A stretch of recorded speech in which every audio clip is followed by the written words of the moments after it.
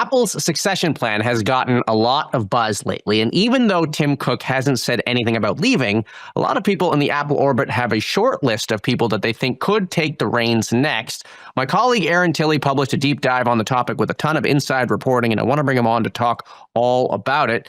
Aaron, welcome to the show. It's great to have you here. Yeah, thanks for having me. So why is everyone talking about Apple succession these days? There's a lot going on. There's been, over the past year, an acceleration of just turnover at the direct report ranks to the CEO, Tim Cook. And then on top of that, this is now 15 years into Tim Cook, nearly 15 years into Tim Cook's reign, and he's just turned 65. There's a lot kind of coming down the pike in terms of with AI and questions about, is Tim Cook kind of hustling enough and getting Apple prepared for that stage of technology. So, there's a lot going on with changes with executives and the overall tech industry.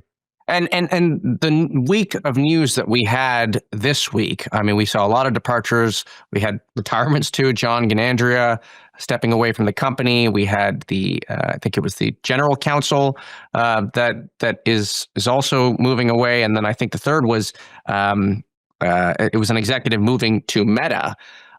Are these sort of a reflection of that, or is this just a long time coming, really? I mean, this is a long time coming, but definitely a reflection, I think, of setting up the succession plan, because you're getting the sort of stable group of executives who are going to be with the next CEO. You don't want when the next CEO is appointed for a spat of executive departures right then. These executives are also preparing to retire, and so do it ahead of time before the new CEO comes on board. Okay, so now you dived. I don't know what the past tense is. You went into a couple of the candidates. John Ternus was the candidate that you said has been talked about the most. Who is John Ternus, and why are people talking about him?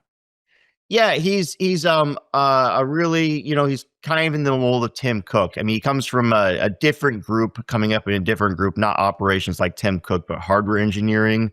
And he is young relatively with the rest of the senior vice presidents at the company. He's 50. That sets him up to be the youngest senior vice president at Apple, reporting to Tim Cook. And so he comes from this background doing hardware engineering, leading their hardware product group.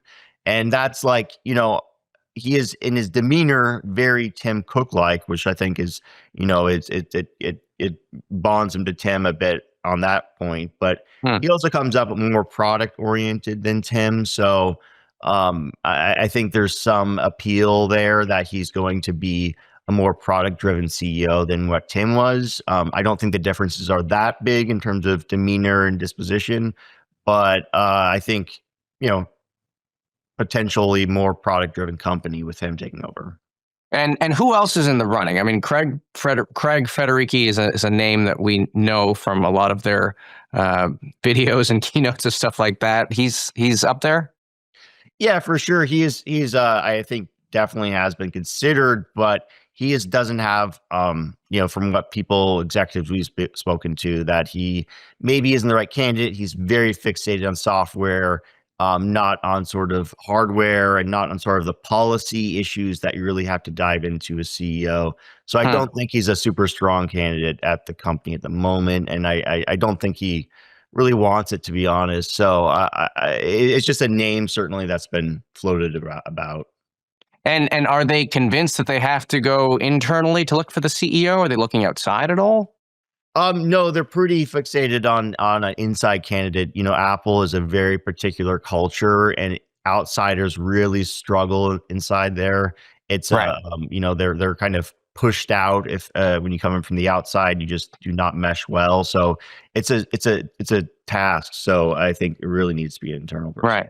Well, let me ask you this. I mean, Apple is kind of at this inflection point here with AI, and we've had you on the show before talking about some of the growing pains they've had with their products. Is there an argument to make in saying that the person that you need to pick should be, I guess for lack of a better word, I mean, they should be AI native in some ways, right? They should see the future with AI. They should help the company go in that direction.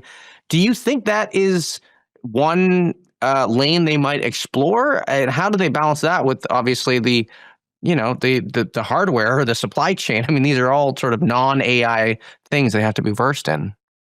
For sure. I think the next CEO has to have AI as a strategy going forward. But I think this company, it will always its DNA will always be rooted in hardware. I think that is where they excel, and that's where they have to still maintain their excellence. So I don't think they can choose somebody who comes from AI as their leader. I mean, I think they need to take it seriously and build great products around AI.